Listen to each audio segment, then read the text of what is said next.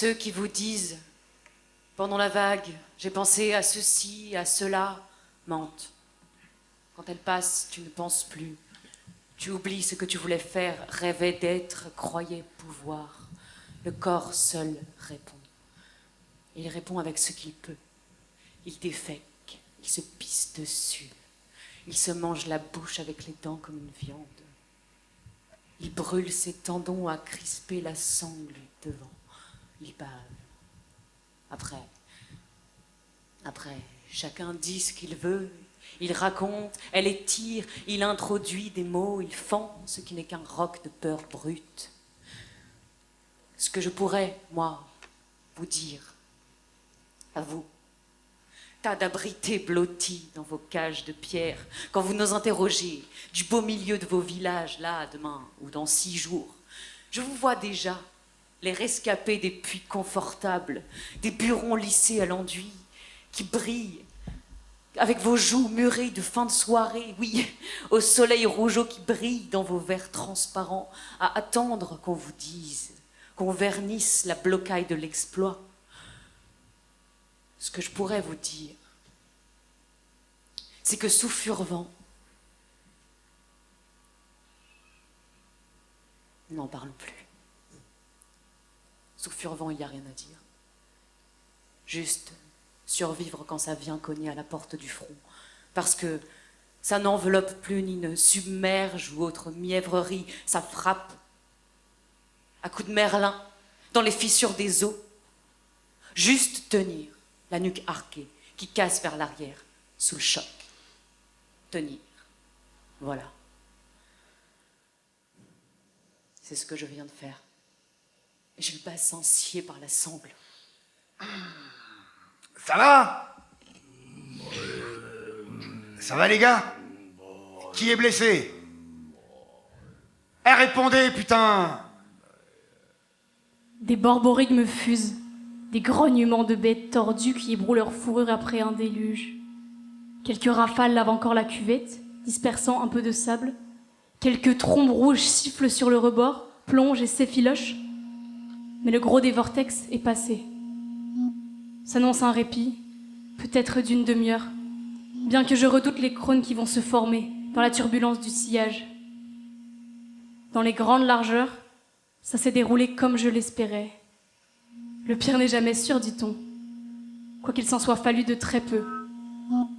Le pire, il arrive avec la seconde lame. Roshi, qu'est-ce qui s'est passé? C'est Aoi qui me secoue doucement par la manche. Son visage est vert clair. Elle a dénoué son turban pour aspirer un peu d'air.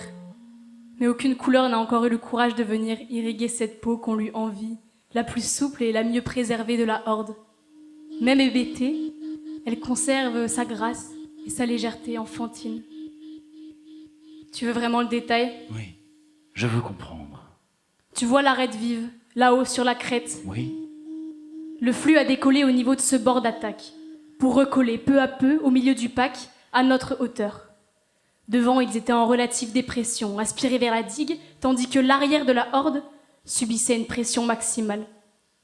La vague a rebondi au sol pour remonter sur la paroi aval de la cuvette, qu'elle a percutée de plein fouet. J'ai entendu une explosion. L'onde de choc s'est réverbérée dans notre dos, avec un effet de rotation dû à la forme arrondie de la doline. Nous n'avions déjà plus les pieds au sol à cause du différentiel de pression. Si bien que la contre-vague nous a catapultés en l'air. Sans les cordes, nous filions dans les nuages. Et là, qu'est-ce qui s'est passé? Nous avons tourné et tourné dans les airs. J'ai failli perdre conscience. Nous avons été ballottés entre deux flux, le Furvent et le rouleau turbulent de la contre-vague. Tout le triangle de la horde a pivoté sur lui-même, apparemment 2 fois si l'on s'en tient aux cordes, pour finalement retomber sur ses pieds. Elle avait tout prévu, je l'admire tellement. Tu savais que ça allait se passer comme ça, c'est grâce à toi si nous sommes encore vivantes. Elle m'embrasse sur la joue. Je ne savais rien, Aoi. Empiriquement, j'ai tâché d'équilibrer vague et contre-vague, sans anticiper assez le différentiel de pression, et surtout sans imaginer que notre grappe humaine de 2 tonnes allait flotter au vent à la manière d'une écoufle au bout d'une corde. Qu'aurait dit mon maître? À Hiroshi, Le hasard fait-il partie du talent? Et puis, juste après, avec son sourire fermant, mais le hasard est un allié aussi fugitif que mortel. Il te tue avec la même facilité qu'il te sauve. Apprends. Apprends à réduire ce fauve à la dimension d'un chat. Circonscrit la turbulence. Les meilleurs aéromètres à Hiroshi, ils caressent un chaton. Ils jouent à la pelote avec lui. Un chaton à Hiroshi, pas un tigre. Il y a des blessés, Coriolis, à la cheville cassée. entorse ou cassé. Cassée. Putain. Faudra l'attacher directement à l'anneau avec les traîneaux. Qui d'autre? Les Dubka pissent le sang. Moi, ça va, pas de problème, c'est juste du sable, on va bien. Ils rigolent comme toujours. Ces frères-là rigoleraient les jambes brisées. Ils comparent leurs blessures et s'amusent à jeter du sable dessus. Rien ne les décourage, rien ne les effraie. Horst et Karst, Karst et Horst, K.O. Deux grands gamins joufflus, indissociables, indémontables, les meilleurs ailiers qu'on puisse imaginer. Qui d'autre? Svessies s'est luxé l'épaule, l'arco à la cuisse à vif, salement. Et Silenfre, Quoi, silence? il a l'avant-bras fracturé. Léarque a pris des éclats de bois dans la poitrine. Vous m'ont touché? Non, mais il jouit. Rao, il va t'en occuper. Elle m'est surchargée. C'est tout, les gars? C'est tout.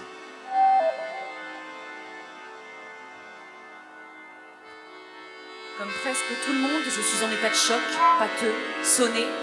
J'ai la clavicule striée de silice à travers l'épaisseur de l'étoffe jusqu'à la peau, et les cervicales qui ripent les unes sur les autres avec des craquements de terre. Mais je n'oserais jamais lever la main pour autant. Étrange à quel point la douleur des autres bute au rebord du partage. Si proche que je sois de Silenfre, je me sens presque au chaud dans mes petites plaies, préservée, privilégiée d'être à peu près intacte. Voilà. Personne ne vivra vieux ici, croyez-moi, les vertèbres moins que les autres, tant l'arc de la colonne a plié avant de subir une torsion atroce. À un moment, j'ai cru que mon tronc allait pivoter totalement sur son axe. Il va falloir atteler Silenfre, lui offrir un bras de bois, ce qui ne sera pas plus mal. Par contre, pour Coriolis, Il va y avoir des morts. Des morts ou des blessés tellement graves qu'ils devront abandonner la horde s'ils survivent à leurs fractures, aux hémorragies internes, celles que je ne pourrai pas stopper. Coriolis s'est brisé la malléole en retombant sur une pierre. Les tendons n'ont pas été touchés, mais l'os est fendu. Tout le monde n'a pas l'agilité d'un harval ou d'un caracol. Ces deux-là, on pourrait les jeter du ciel et les retourner dans tous les sens. Ils retomberont toujours sur leurs pattes. Certains savent se protéger d'instinct, d'autres ne comprennent rien à leur propre corps, mais rien. Finir ici, mourir, alors qu'on pouvait quémander une place dans un puits sans honte et attendre. Je soigne pour soulager, pour guérir. Tu vas crever, Anne. Une petite noix aplatie sur les dalles par le rouleau, nettement craque la boîte crânienne ouverte. Ce sera bien, rapide. Je ne panique plus depuis 10 minutes, je n'ai plus de spasmes, je suis au-delà, dans la certitude d'y passer. une solide merde ce furveau. De la soupe à grumeaux. À 30 ans, ça m'aurait presque fait rigoler d'encaisser ça sur une quille. 2 doigts crochetés dans l'anneau. Pour dire l'honnête, ça a pas claqué si féroce devant. Une grosse mornifle, un peu de gonzesse, rien. Un rot. Mais derrière, suffit de les regarder. Ça s'est fait à la cognée. Ça a soulevé rageur dans la traîne, a poncé de la hanche et de l'épaule, a corroyé du plastron. Faut dire qu'ils ont tellement l'habitude d'être sous la couveuse dans le pack qu'au moindre blast, ça saigne du nez. Mouchez-vous la truffe, les chiots, le costaud arrive. Costaud arrive. Rocher, on en dira ce qu'on veut, elle la ramène, elle pinaille.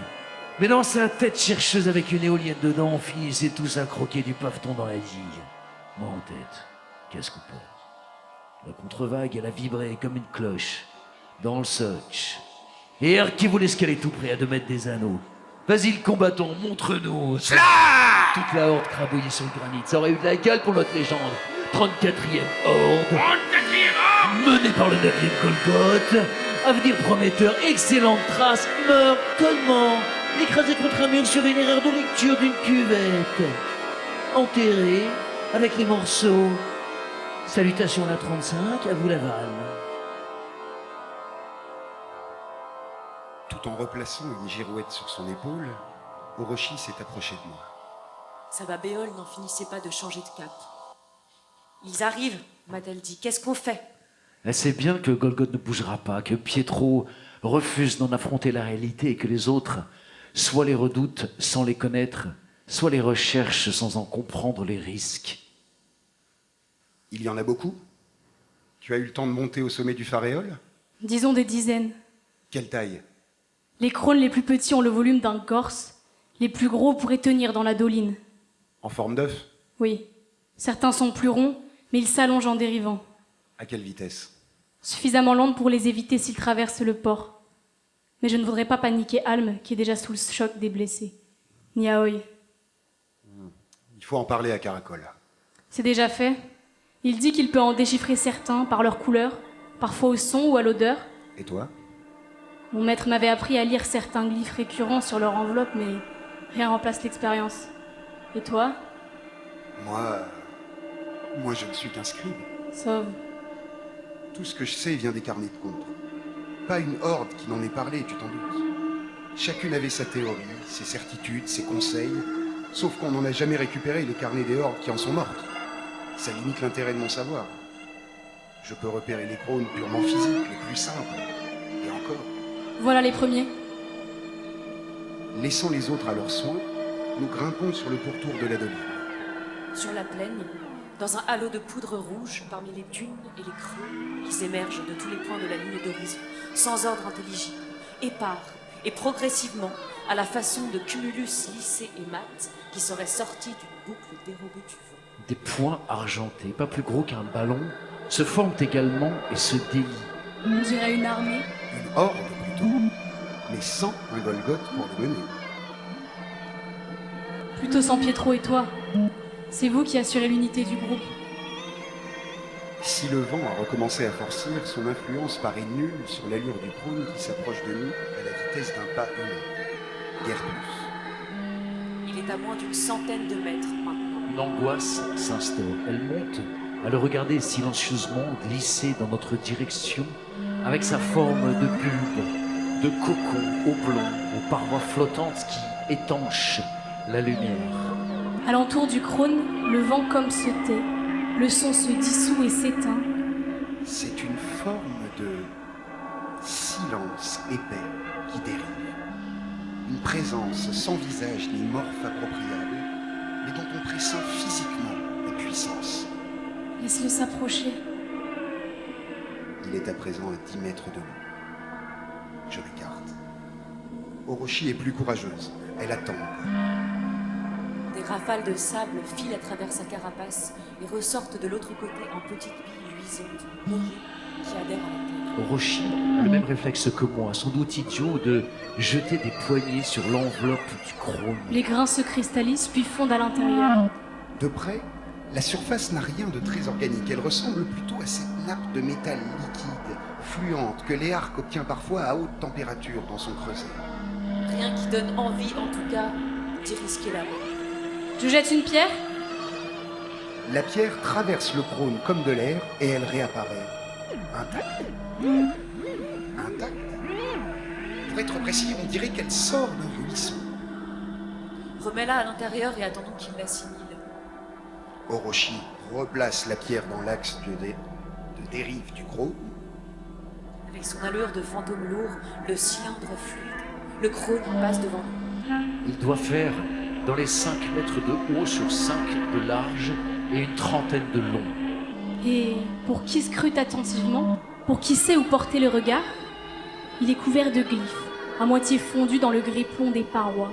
Des glyphes mouvants, comme tracés à l'instant, que je n'arrive décidément à rattacher à aucune écriture connue. Des bouts de courbe, des segments de traits virevoltants et conjoints, suffisamment pour évoquer une volonté. À moins À moins que j'y injecte en humain un sens qui n'y est pas, Un dessin qui ne soit qu'un hasard de mouchetures et d'incisions. Sitôt la pierre a découvert, nous nous précipitons. Le résultat est dérangeant. Un convertisseur de règne? Minéral végétal, Minéral animal plutôt. Pourquoi? Pour rien. Regarde la traînée derrière lui. Je me baisse. Bruissant est le sable, d'une manière qui me met mal à l'aise. Si Al me voyait ça... Il faut retourner en bas, Sov. Si un crône plonge, il faut être là. hey, les frérots! La longue ribambelle, bouclée des nouveau-nés, pondue par Papa Vortex. Pas vortex. Viendez-y. Dispersez votre magie sur la plaine. Fascinez-nous. Des synchrone, des psychrones, des crotales à la louche. En vrac par paquet de 5 par flopée de 12 gris. Métallisé rouge, garance ou bleu, courge. Pour toutes les courses et les dégoûts. Ne fuyez pas nous autres, pas encore, pas avant d'avoir tenté votre chance. Du possible, sinon... Jezbrouf. Que sauf, mon pote, et Aérochichi, l'élégante à girouette, analyse et mesure, reste qu'il va falloir se décoltiner au corps à cuire. Plonger dedans, passer la tête et voir où et qui et en quoi ça se transforme, puisque le crône Ouida précipite les devenirs ou accélère l'errance. Tirer une carte de science, point qui rassure sur leur nature. L'intuition, seul le toucher, la couleur. Parfois, l'odeur. Guidez-nous. Sur mon don, troubadour suis et plutôt jeune lanceur. De quoi donc? De sorts et de sorties. J'ouvre la voie et je crie. Un crône arrive! Plein port! Détachez le troupeau! Les brebis sur les pentes!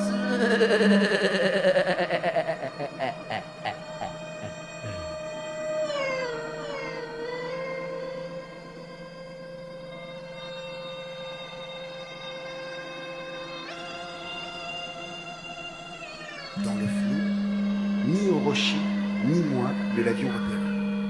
Mais Caracol, si.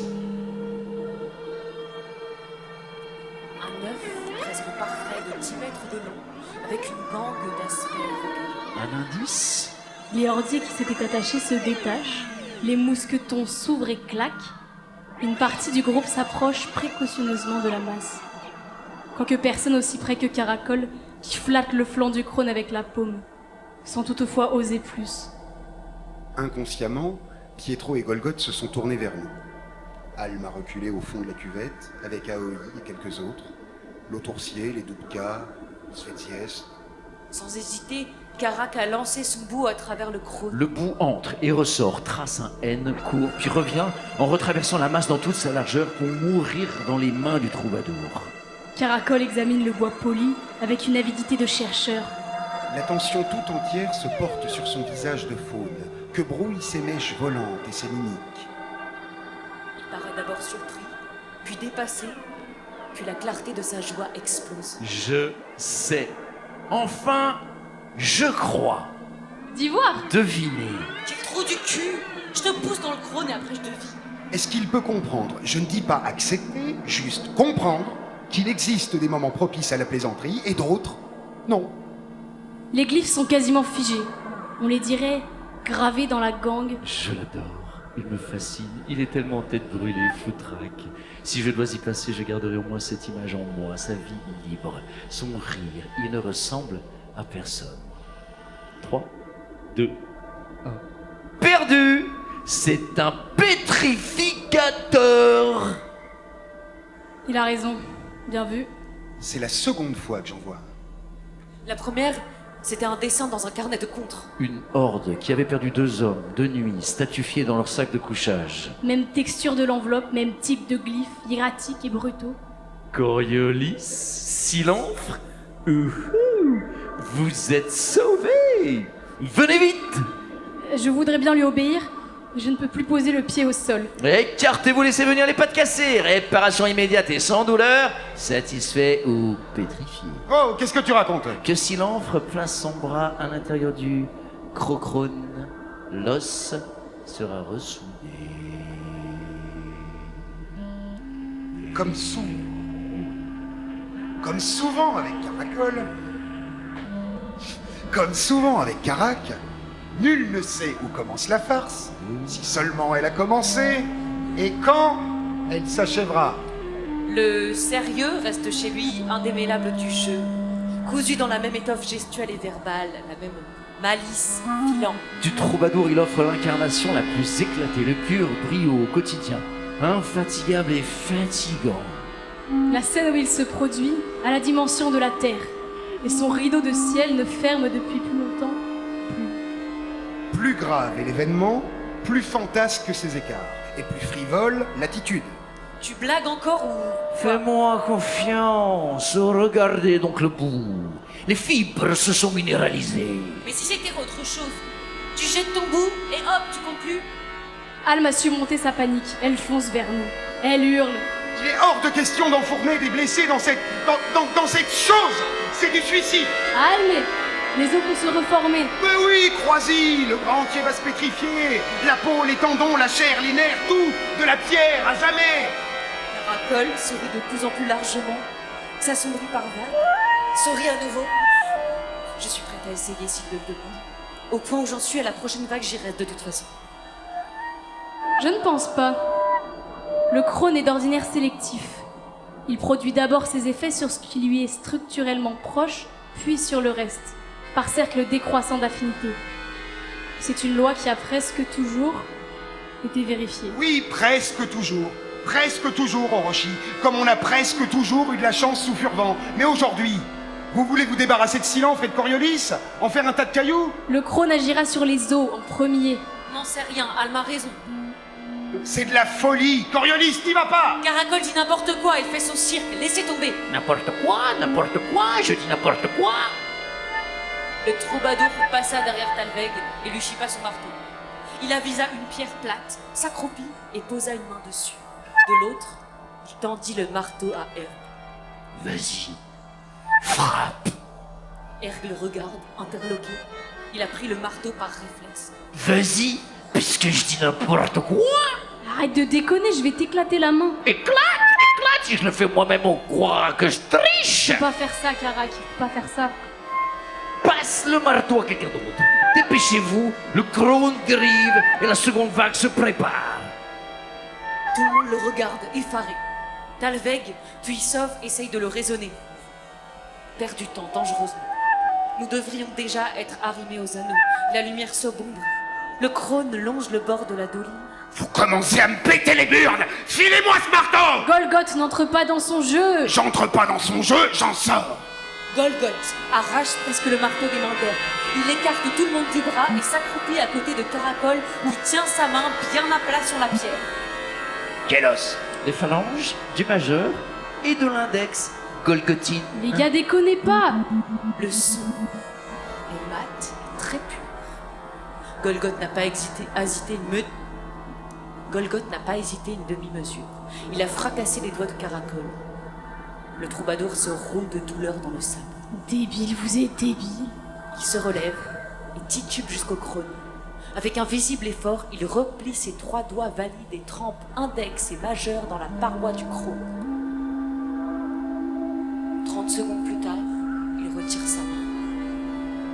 Il a repris le sourire. Il articule un « Regardez » et ouvre ses 2 doigts en signe de victoire. Il n'y a plus à hésiter. Je m'avance et j'enfonce mon avant-bras. Silenfre, attends. Vos gueules! C'est pas votre bras, alors bouclez-la! Ma première sensation, nette, est d'avoir mis le bras dans un trou de glace. J'ai les pires difficultés à le maintenir à l'équerre. Sauf Med, je transpire autant que moi. Les parois ondulent, coulissent devant mes yeux. Le silence. Même les mots de Sauf s'étouffent, m'arrivent d'à travers un rideau de velours. Attention à mettre à l'intérieur, mon membre est hors de vision, ma chair me donne l'impression d'être transpercée par un fil de givre. J'ai envie de retirer le bras.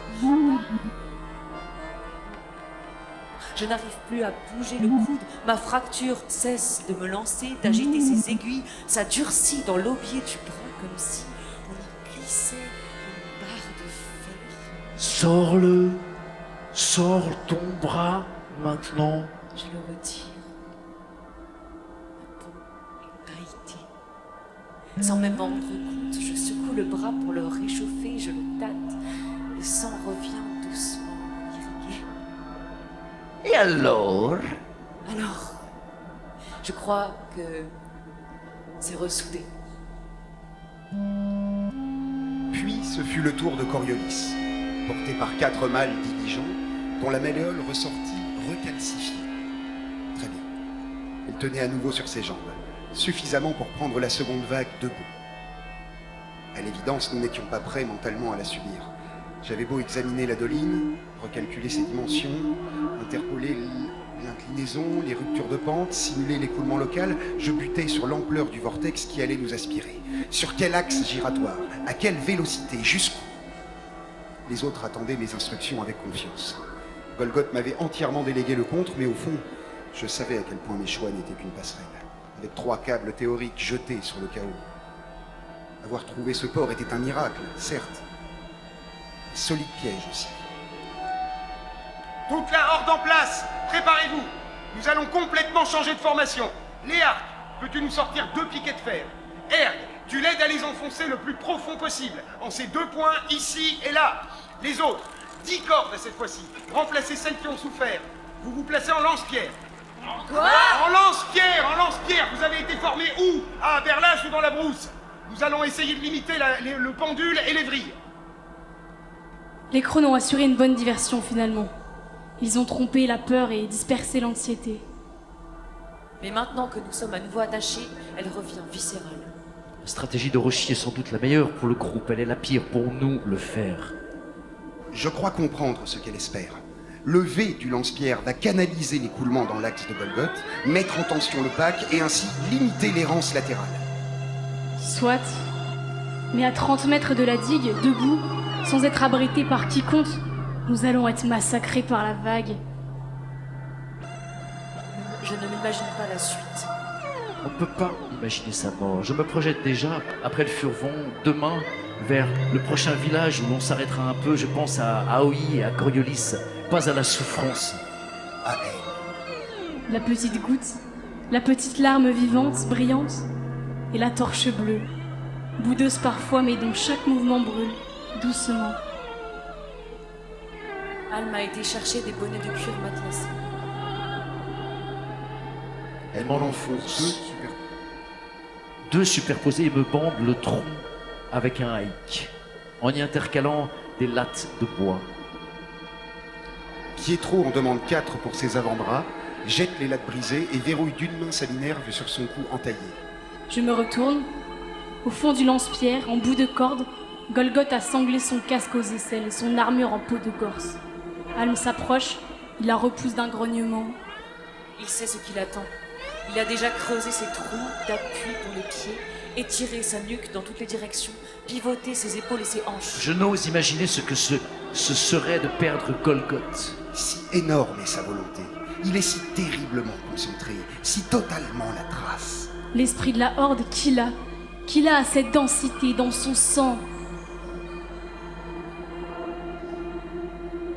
Qui y croit avec cette fureur, avec cette foi crue comme le Goth, 9e de sa lignée, et de la vie de tous, les ordonnateurs qui l'ont formé aussi bien que les sages qui ont vu contrer son père et son grand-père, le meilleur.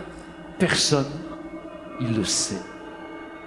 Et en même temps, ronge en lui ce doute carnassier. Son frère mort à 6 ans, l'aîné, le surdoué. Je fais partie de la horde. Moi, Sov, fils de Croc, Pietro, Erg ou Firost, Svetziest. Nous tous. Mais lui, Golgoth, n'en fait pas partie. Non. Il est la horde.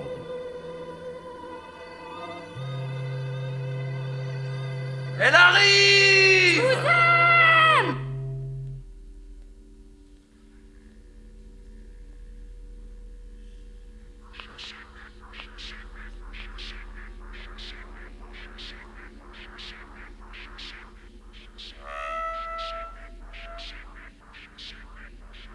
À quoi bon raconter? Vous autres, les abricots, vous ne comprendrez jamais rien. Vous vous branlez sur nos vies dans vos bureaux, avec l'éolienne qui ronronne au-dessus de vos têtes chevelues, et vous nous enviez. Oubliez-moi. Oubliez-nous. Le blast a explosé. Au son, j'ai cru que ce serait hors norme. Un torrent de pierre en plein tronc. Pas du sable, pas du gravillonnant qui rainure le plastron, non. De la boulasse, du cogne dur. Al me chiale en me regardant. Moi, je me regarde pas. Je pisse le sang par les oreilles, à genoux, tabassé. J'essaye de respirer une brique d'air après l'autre. Sans l'armure de cuir, sans mon casque, le meilleur de toute l'histoire des hordes, encreux-le, le casque des casques, un monstre de résistance et d'amorti.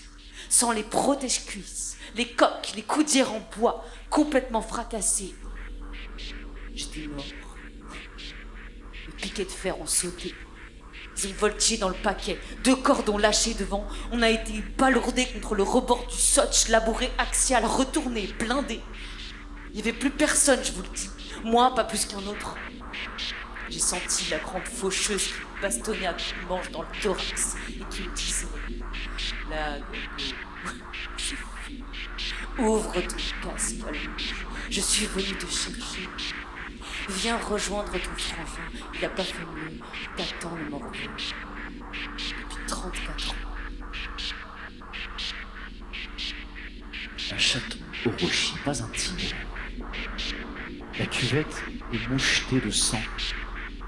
Sans le matelas de sable, les rabattants nous auraient brisés en morceaux. La disposition en lance-pierre nous a évité le pire. Le flux laminaire, vent soit loué, est bel et bien resté dominant sur les turbulences. Ça nous a sauvés. Mais à quel prix pour Golgoth, à quel prix pour Firoche, Soph et Pietro? Ils ont déchiqueté leurs mousquetons et ils gisent à terre. Soph est entaillé sur tout le flanc droit. Ses plaies sont injectées de sable et d'éclats. Aoi s'en occupe. Pietro, à l'épaule droite luxée, il a dû percuter une souche lors d'un pendule. Alm va la lui remettre, ainsi qu'elle l'a fait pour Svelsies tout à l'heure. Seuls les 3 premiers rangs ont été relativement épargnés, prévisibles. Ce sont eux que je mettrai en première ligne pour la 3e vague.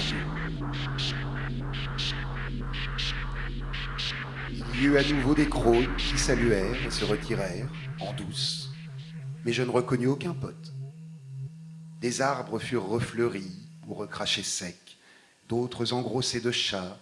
Des cactés surgirent du sable pêle-mêle, des chars à voile firent coup. Des animaux du genre furtif laissèrent quelques traces impossibles.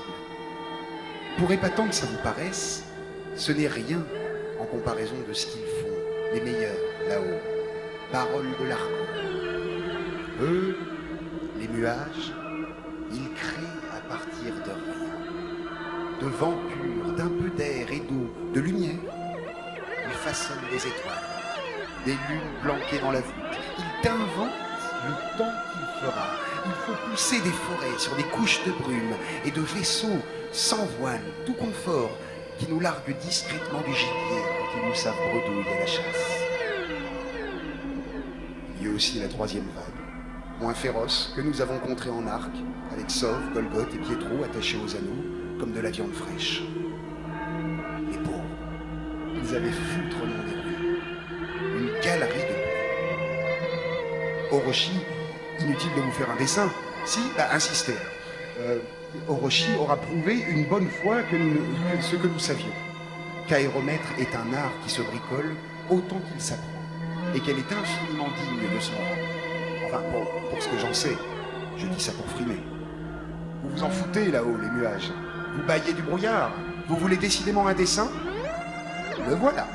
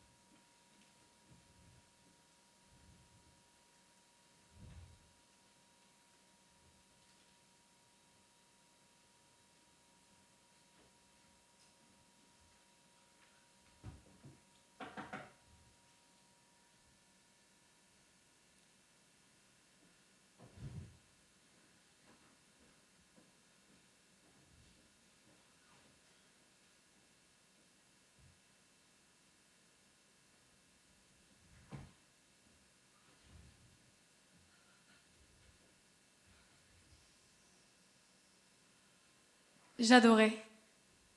Qui puis-je?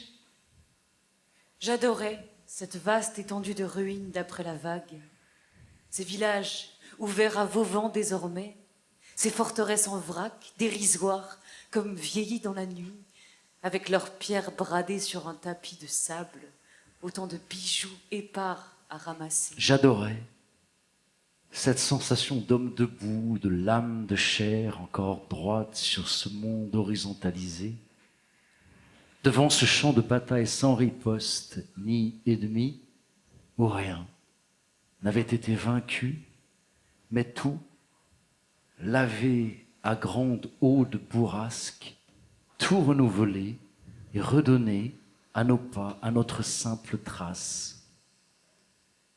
Ce rêve têtu, de la plus haute crétinerie, cette chimère d'atteindre un beau jour le bout de la terre, tout là-haut, l'extrême amont, à boire le vent à sa source, la fin de notre quête, le début de quoi? J'adorais. Peut-être ressentions-nous le miracle de vivre sous une lueur moins diffuse, soudain plus précise et liquide, un matin comme celui-ci. Le ciel était d'une transparence à crier, et la plaine, fumante encore, scintillait de vapeurs dissipées, de poudre fraîche où enfoncer ses pas était comme inventer le sol à mesure de son contre. Golgoth n'avait donné aucune consigne.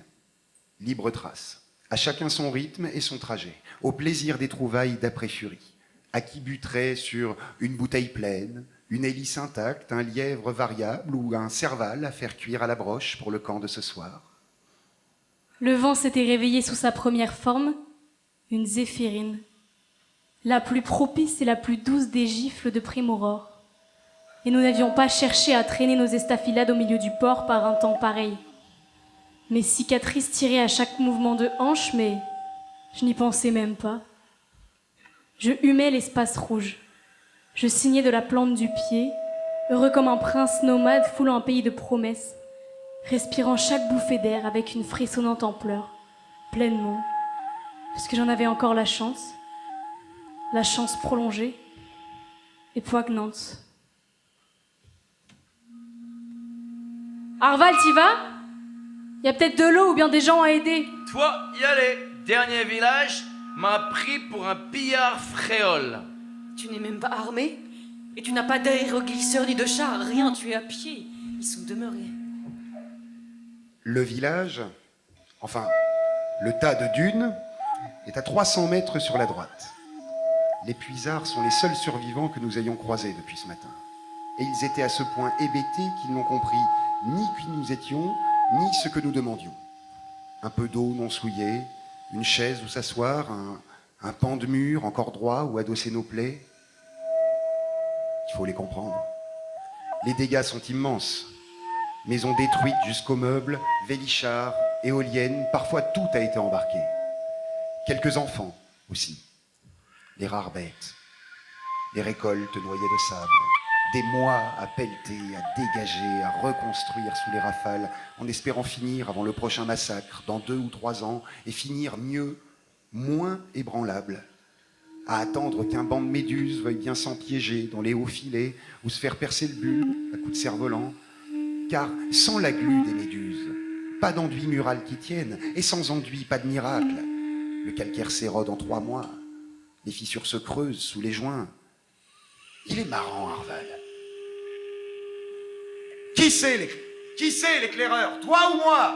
Si tu veux, je te passe mon marteau et je te bombarde géomètre. J'ai aucune envie de finir avec un bout sous la gorge. Moi non plus. Alors on laisse voler.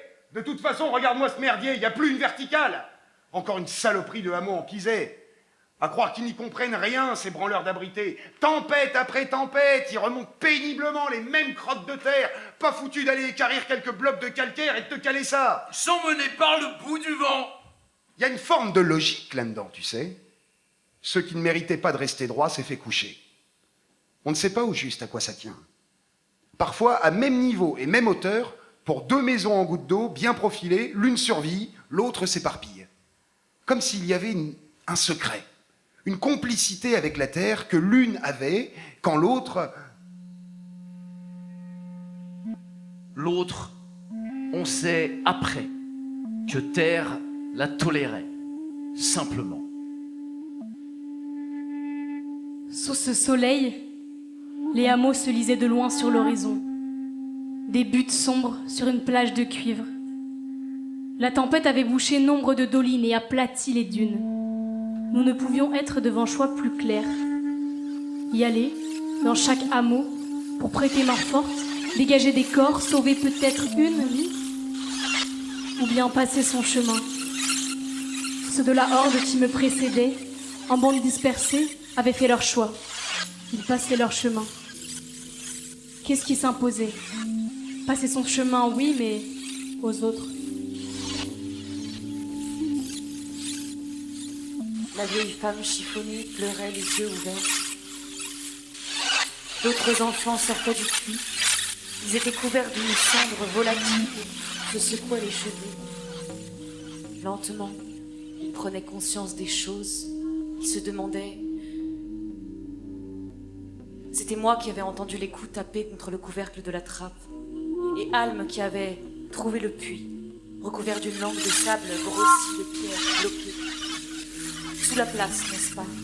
Comme souvent dans les hameaux esselés, tous les minots du village, une vingtaine, et leur mère et leur grand-mère. À 8 mètres sous terre, dans un trou simple.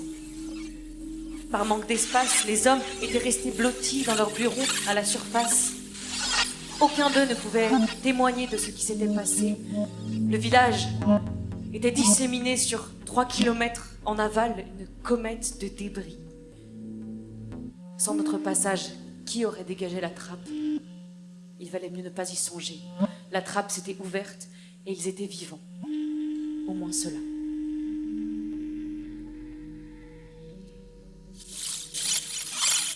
La vieille femme ne refusait de fermer les yeux. Sur ses joues plâtrées, les larmes s'étaient ménagées un sillon. Elle creusait maintenant, toutes de même, inexorablement. Elle nous avait remerciés en nous tenant les mains si longtemps, si longtemps, qu'elle s'était assise sur la margelle d'une fontaine emplie à ras-bord de sable. Alme parlait aux femmes qui émergeaient veuves, parlait aux mômes qui ne couraient pas vers leur maison, la gorge fendue. Papa! Invariablement, crie, crie, crie. Papa!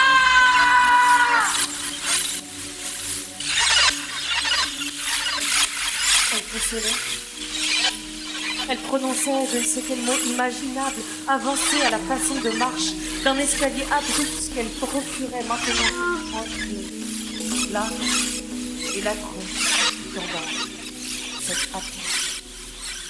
Elle ne parlait pas pour dire.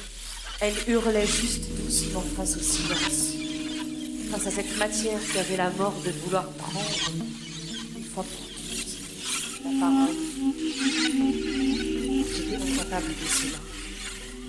Je n'avais pas été formée, depuis l'âge de 7 ans, à soigner. Je n'étais qu'une petite cueilleuse et une sourcière quand je trouvais de l'eau parfois. Je ne possédais rien de son expérience de la détresse. Encore moins le courage et l'à propos. Je n'avais que mes petits bras pour accueillir, pour serrer. Le toit en coupole s'est écroulé, mais les murs sont intacts. C'est une maison bourgeoise, d'honnête facture. L'architecte a dessiné une belle goutte d'eau avec des courbes fluides et sans cassure. Les 2 petits dômes en amont de la coupole centrale y ajoutaient un air de petit palais. L'impression est plus nostalgique aujourd'hui.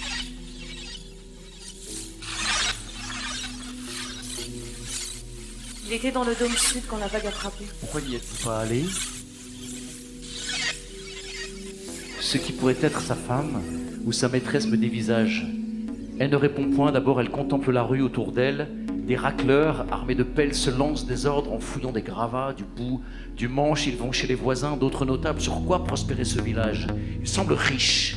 Je ne veux pas le voir mort. Accompagnez-moi jusqu'à l'entrée du salon, après je me débrouillerai.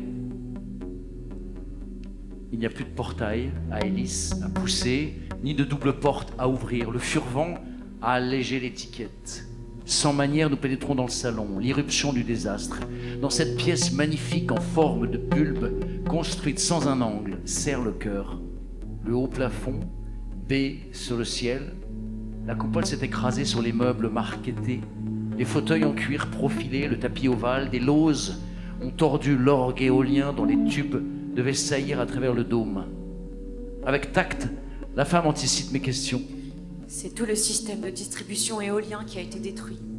La cuisinière à friction, la cheminée à air pulsé, le moulin à vapeur de la salle de bain, jusqu'à la table à cuisson d'air. Où se trouve la pièce? De ce couloir, vraiment ici. La gouvernante a laissé une pelle devant la porte. Subitement, j'éprouve un sentiment de malaise. La gouvernante. Je me sens totalement déplacé ici, voyeur peut-être, piégé. Qu'est-ce que je suis venu faire dans ce village dès le début? Qu'est-ce que je voulais prouver? La noblesse, n'est-ce pas? Toujours elle, être noble, aider. Le prince, mais charmant.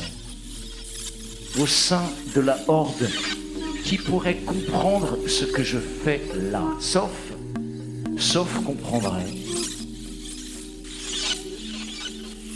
Un Della Rocca qui prend la pelle, qui ne se contente plus comme ses ancêtres des lettres de sa noblesse, qui veut mériter le prestige qu'on lui accorde de fait. Les facilités de mon statut, je les ai toujours tenues à distance, pour me fondre, devenir un hordier comme un autre, plutôt pour en revenir à l'esprit de la noblesse que ma lignée indiquait, et qu'elle avait fini par négliger au bénéfice de l'apparat et du jeu des signes. L'atteindre et l'incarner sans éclat au quotidien, sobrement. J'empoigne la pelle et j'ouvre la porte. Le dôme sud devait ressembler au salon, en plus cossu et en plus intime. Il est maintenant éventré et enseveli sous le sable. Je crie, j'appelle, je crie à nouveau. Avec précaution, j'insinue ma pelle au hasard, dans les mottes et les tas. Mes chaussures se remplissent de sable. Je me cale afin de commencer à creuser. Je ne sais plus ce que je fais en réalité. Ça dura un quart d'heure. Moins. J'avais fini par trouver une planche carrée sur laquelle mes appuis étaient bons, et j'avais creusé circulairement, autour de moi. En vain. Du sable dégoulinait régulièrement par l'embrasure du toit. Tombait enfin rideau jaune et rouge. Je m'accroupis sur ma planche, puis un pas de côté, et je crus entendre un filet de corde. Très près. Je dégageai la planche du sable et je la calai 1 mètre plus loin pour m'assurer une nouvelle plateforme. À l'endroit exact où je venais de la retirer, je vis alors dépasser du bleu. Profond. Mêlé de sable. Un tissu. Une chemise. Je grattai avec les mains. Un torse. Il était froid, tiède. Ma main plongea sans réfléchir sous la chemise pour tâter. Soubresaut, je me mis à creuser à doigts nus tout autour de ce torse, frénétiquement, dégager la tête, le sortir. Je le sortis. Il avait les yeux grands ouverts. J'aurais juré qu'il allait parler. Quelqu'un le secoua sous mes yeux. Encore, c'était moi. Je glapissais sans même m'en rendre compte. Il était froid. Mon regard se reporta sur la planche. Il était carré, plaqué par moi sur sa poitrine.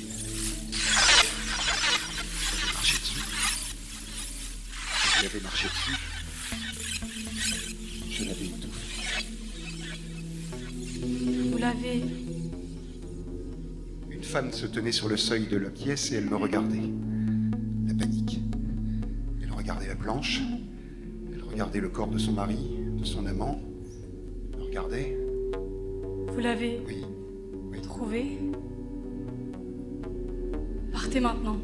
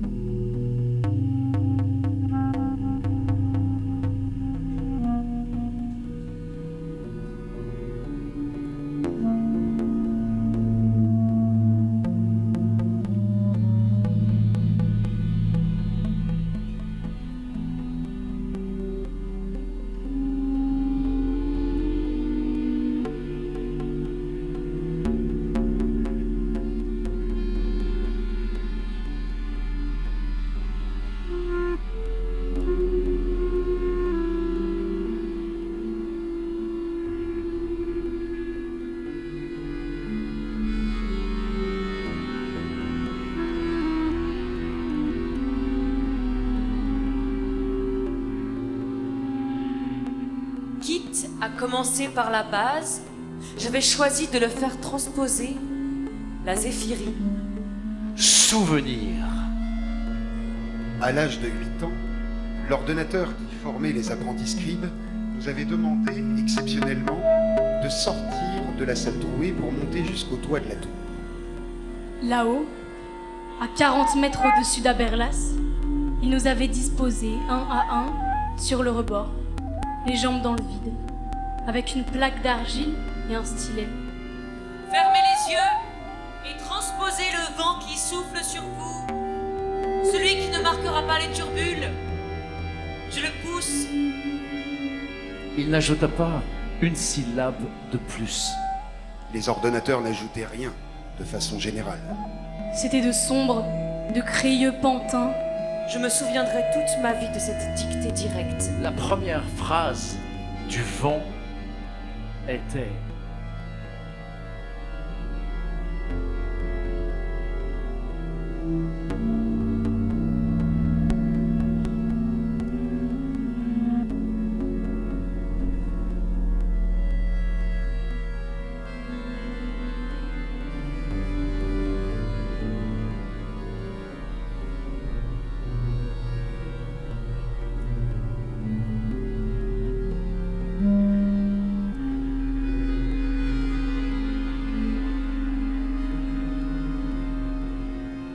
Salve, décéléré, stase.